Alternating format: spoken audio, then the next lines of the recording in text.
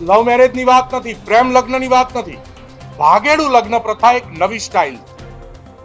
લગ્ન થાય, પોલીસ સ્ટેશનથી સર્ટિફિકેટ આવે, ક્યાંય પ્રેમ હોય નહીં, 15 દિવસ પછી મિલકતમાં ભાગની નોટિસ આવે.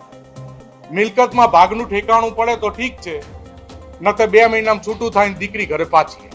દીકરીની લગ્ન કરવા માટેની મેચ્યોરિટી એજ વધારવામાં આવે. ઓનલાઈન ગેમ રમાડે, ઓનલાઈન ગેમલિંગના રવાડે ચડાવે, ઓનલાઈન સટ્ટામાં પૈસા હારી જાય, એને ધમકી આપે. એ જ લોકો એને 8-10% વ્યાજે પૈસા આપે અને પછી વ્યાજખોરીનો આતંક મચાવે અને એના બાપની જમીન પડાય. માતા પિતાએ આત્મહત્યા ના કરવી પડે કે એમની જમીન કે ઘર ગુજરાતના લુખાઓ લખાઈ ના જાય. કોઈના બાપની બીક ના લાગવી જોઈએ. આ ભયમુક્ત ગોંડલની સર્જન ગુજરાતની સરકારે કરવી જોઈએ. આ સૌથી મોટો આક્રમક રીતે રજૂ થયેલો આ મુદ્દો છે. જય સરદાર. આજે 10 વર્ષ પછી પાટીદાર આંદોલનથી જેનો સમાજ જીવનમાં જન્મ થયો એવા ચહેરાઓની એક મુલાકાત, એક ચિંતન શિબિરનું આયોજન થયું.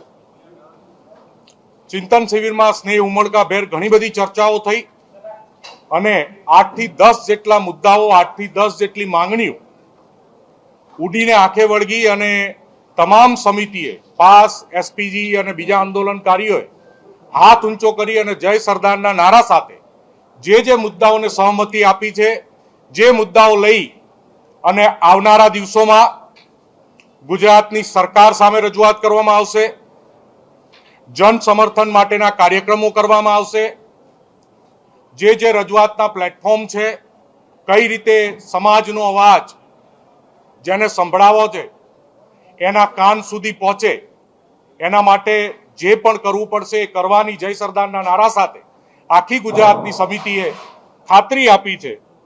તો આજના જે મુખ્ય મુદ્દા છે, મુખ્ય મુદ્દામાં એ છે કે અત્યાર હાલ ખાલી પાટીદાર સમાજ નહીં, ગુજરાતના શિક્ષિત વિકસિત દરેક સમાજનો એક પ્રશ્ન છે, ભાગેડું લગ્ન પ્રથા. લવ મેરેજની વાત નથી, પ્રેમ લગ્નની વાત નથી. ભાગેડું લગ્ન પ્રથા એક નવી સ્ટાઇલ. લગ્ન થાય, પોલીસ સ્ટેશનથી સર્ટિફિકેટ આવે, ક્યાંય પ્રેમ હોય નહીં, 15 દિવસ પછી મિલકતમાં ભાગની નોટિસ આવે. મિલકતમાં ભાગનું ઠેકાણું પડે તો ઠીક છે, નકર 2 મહિનામાં છૂટું થાય, દીકરી ઘરે પાછી આવે. આ એક બહુ મોટું રેકેટ ચાલે. આ રેકેટમાં સરકારને રજૂઆત છે કે કાં તો દીકરીની લગ્ન કરવા માટેની મેચ્યોરિટી એજ વધારવામાં આવે, લગ્નની નોંધણી હોય મહેસાણાના યુગલ, રાજસ્થાનનું સર્ટિફિકેટ આવે, ગોધરાનું સર્ટિફિકેટ આવે, લગ્નની નોંધણી સ્થાનિક કક્ષાએ રજિસ્ટ્રારમાં. અને ત્રીજી રજૂઆત એ કરવામાં આવશે કે માતા અથવા પિતાની સંમતિની એક કોક લીગલ ફોર્માલિટીની વ્યવસ્થા પણ સરકાર કરે. ઉત્તર પ્રદેશની સરકારે આ દિશામાં રિસન્ટલી જ હમણાં એક ગેઝેટ બહાર પાડ્યો છે. ગુજરાતની સરકાર પણ આ દિશામાં કામ કરે. બીજું, અત્યારે હાલ ગુજરાતના તમામ યુવાનો, તમામ તરુણો અને તમામ સમાજોનો સૌથી મોટો ચિંતાનો વિષય છે online gaming, online gambling, online cheating. Online game રમાડે, ઓનલાઈન ગેમલિંગના રવાડે ચડાવે, ઓનલાઈન સટ્ટામાં પૈસા હારી જાય, એને ધમકી આપે. એ જ લોકો એને 8-10% વ્યાજે પૈસા આપે અને પછી વ્યાજખોરીનો આતંક મચાવે અને એના બાપની જમીન પડાય. આ એક બહુ મોટું દૂષણ છે. સરકાર આની ઉપર સંપૂર્ણપણે પ્રતિબંધ લાદે, જેથી ગુજરાતનો કોઈ પણ સમાજનો યુવાન આ ગેમિંગના રવાડે, આ સટ્ટાના રવાડે, આ વ્યાજના દુષ્ચક્રમાં ફસાય નહીં અને કોઈ યુવાનને કે એના માતા પિતાએ આત્મહત્યા ના કરવી પડે કે એમની જમીન કે ઘર ગુજરાતના લુખાઓ લખાઈ ના જાય. આના માટે સરકાર કડક પગલાં લે. એના પછીનો સૌથી મોટો વિષય છે સામાજિક સુરક્ષા. સામાજિક અસુરક્ષાની વાતો ઘણી બધી જગ્યાએ થાય છે, ઘણી બધી જગ્યાએ અનુભવ થયા છે.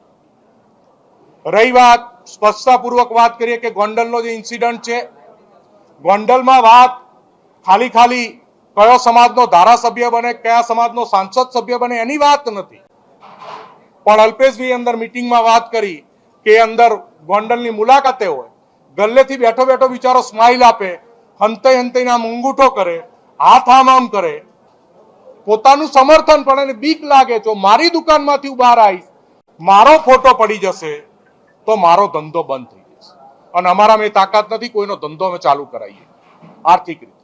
એટલે ગુજરાતમાં આવું વાતાવરણ ક્યાંય પણ ના હોવું જોઈએ. કોઈ પણ સમાજ, કોઈ પણ વ્યક્તિ કોઈના પણ દબાણમાં ના રહે એવા ભયમુક્ત વાતાવરણનું સર્જન કરવાની જવાબદારી ગુજરાતની સરકારની છે. રાજકોટના ગોંડલમાં સરકારે કાયદો, વ્યવસ્થા અને અધિકારીઓ ઉપર જે કડક પગલા લેવા હોય એ કડક પગલા લઈ અને કોઈ દુકાનમાં બેઠો છે, કોઈ દલિતનો દીકરો, કોઈ પાટીદારનો દીકરો, કોઈ કોળીનો દીકરો, અને એને કોઈ નીકળે છે અને એને સમર્થન આપવા જો આવું છે કે એને સહકાર આપવો છે તો એને કોઈના બાપની બીક ના લાગવી જોઈએ. આ ભયમુક્ત ગોંડલની સર્જન ગુજરાતની સરકારે કરવી જોઈએ. આ સૌથી મોટો આક્રમક રીતે રજૂ થયેલો આ મુદ્દો છે. બીજી વાત એ છે કે હમણાં સ્થાનિક સ્વરાજની ચૂંટણીમાં ઓબીસી અનામત દાખલ કરવામાં આવી છે. ઓબીસી સમાજને પોતાના અનામતના ક્રાઇટેરિયા પ્રમાણે સ્થાનિક સ્વરાજમાં પ્રતિનિધિત્વ મળે છે, એની સીટો મળે છે અને ઓબીસી અનામતનો લાભ મળે છે. તો અમે પણ બહુ બધા સંઘર્ષ કરી, બહુ બધી મહેનત કરી અને આર્થિક ધોરણે અનામત સમાજને મળેલી છે, બિન અનામત વર્ગના લોકોને.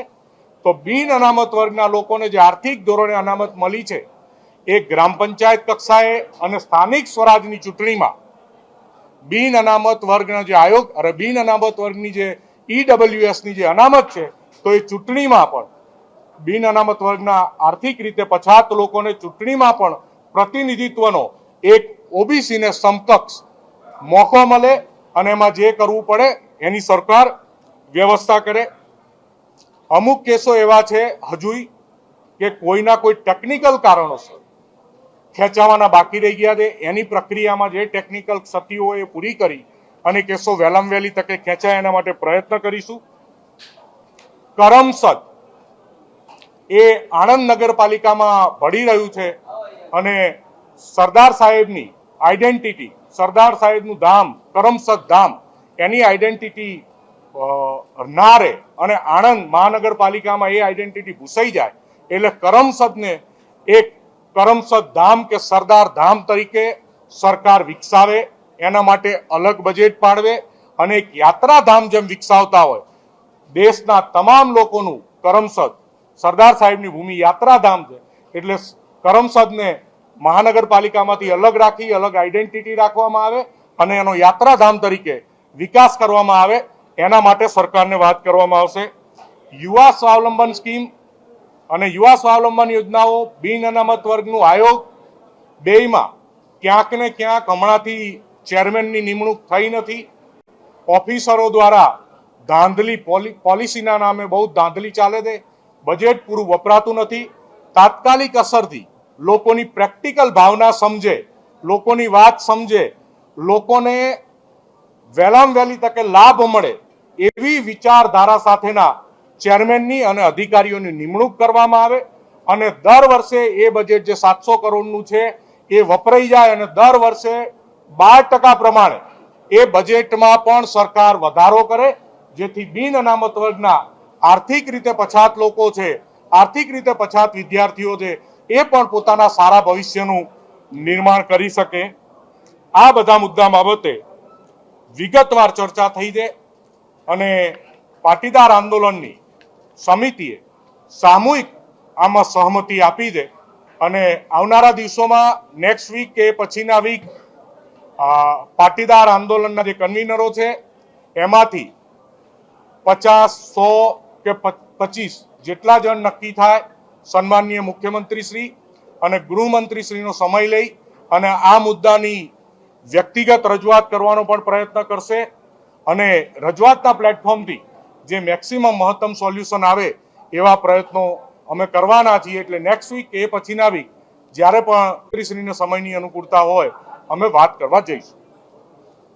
અચ્છા, આ જે ચેતન શિબિર ચાલતી હતી ત્યારે શાંતિલાલ ભાઈ આવ્યા હતા અને એનું કહેવું એવું હતું કે મને આમંત્રણ ન આપ્યું અને એટલા માટે ન આપ્યું કે એ હાર્દિક પટેલના સમર્થક રહ્યા છે, એટલે હાર્દિક પટેલના કોઈ પણ નજીકના લોકોને આમંત્રણ તમે નથી આપ્યું. એક વસ્તુ, આ મારા કે પકાલાલના દીકરાના લગ્ન નતા, કે અમે કોઈ નોતરાની કંકોત્રી છપાઈ નથી. સોશિયલ મીડિયા અને મીડિયાના માધ્યમથી જેને પણ સમાજ માટે, આંદોલન માટે લાગણી હતી, જેનામાં લડવાની ભાવના હતી, એ દરેકે દરેક લોકો આયા છે.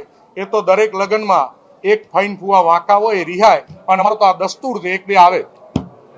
આ તમારા મિત્ર અને એક સમયના આંદોલનનો મુખ્ય ચહેરો હાર્દિક પટેલ આજની બેઠકમાં નથી.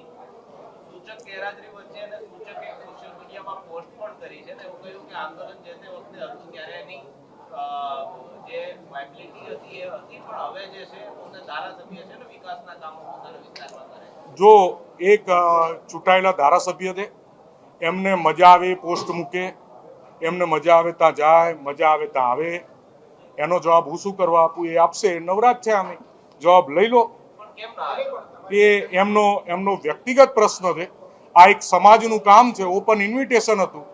જેને ઈચ્છા હતી, લાગણી હતી, આયા. જેને ઈચ્છા હતી, લાગણી નથી, એ ના આયા. ઘણાય નથી આયા, ઘણાય આયા. તો એ તો બધું ચાલતું રહેવાનું. સમાજ એક અવિરત પ્રવાહ છે. વરુણ ને પકાલાલ બદલાતા રહેશે, સમાજ એમનામ ચાલવા.